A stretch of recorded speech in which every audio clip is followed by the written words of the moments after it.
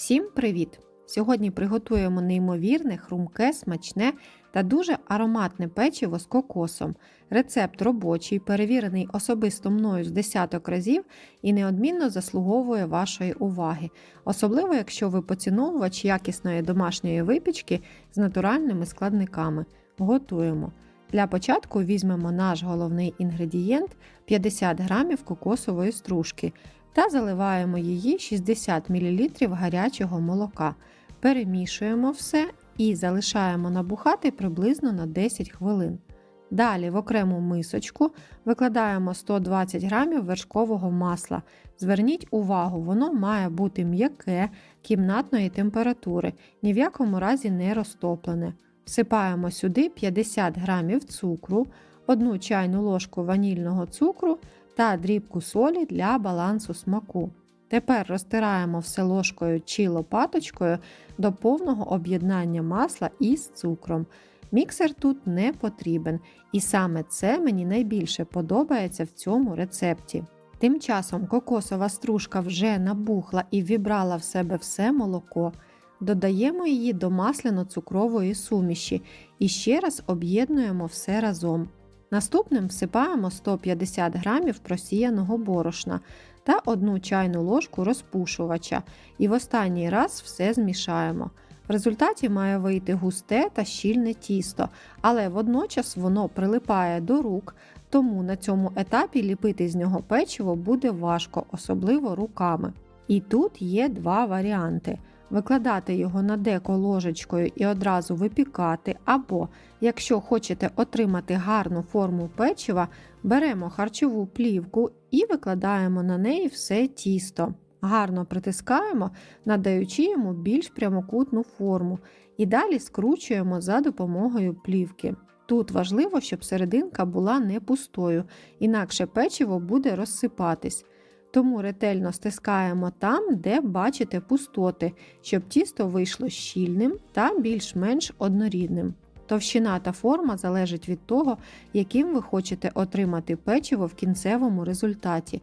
Можна зробити його круглим, квадратним чи прямокутним, як вам більше до вподоби. Краї закручуємо по типу цукерки. Обов'язково викладаємо тісто на дощечку та зараз перебираємо в морозилку на 30 хвилин або в холодильник мінімум на 1 годину. Через півгодини в морозильній камері тісто злегка підмерзло та затверділо. Тепер працювати з ним буде набагато легше. Звільняємо його від плівки і, як бачите, воно прийняло ту форму, яку ми йому надали. Зараз нарізаємо його на шматочки товщиною приблизно на 1 палець. Звичайно, можна робити ширше, але тоді враховуйте, що після випікання серединка може бути не така хрумка. Далі насипаємо в тарілочку кокосову стружку і обвалюємо в ній з усіх боків шматочки майбутнього печива.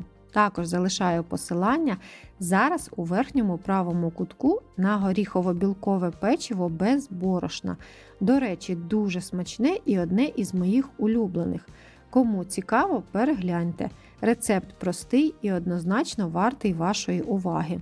Все печиво я обваляла в кокосовій стружці і далі викладаємо його на застелене пергаментом деко трошки на відстані один від одного. В мене вийшло 21 печиво з такої кількості інгредієнтів. Ставимо випікатися у розігріту до 180 градусів духовку, режим верх-низ на 20-25 хвилин до легкого зарум'янення. Печиво готове, в моїй духовці воно випікалось 25 хвилин. Одразу після випікання воно м'яке, але при остиганні затвердіває і стає хрумким та пісочним. Тому обов'язково даємо йому охолонути хоча б хвилин 20. Воно не сильно збільшується в розмірі при випіканні та не розповзається в сторони, і тому виходить такої форми, яку ви йому надали на самому початку. Неймовірно запашне, крихке та пісочне. Таке печиво не залишить нікого байдужим, особливо для таких же фанатів кокосової випічки, як і я. І за смаком воно, до речі, дуже схоже на магазинне кокосове печиво біскотті. Готуйте, пробуйте і залишайте в коментарях свої відгуки. Та не забувайте про вподобайку під відео і підписуйтесь, якщо досі цього не зробили. Готуйте з душею та любов'ю, і ваші страви завжди будуть неперевершеними. До зустрічі!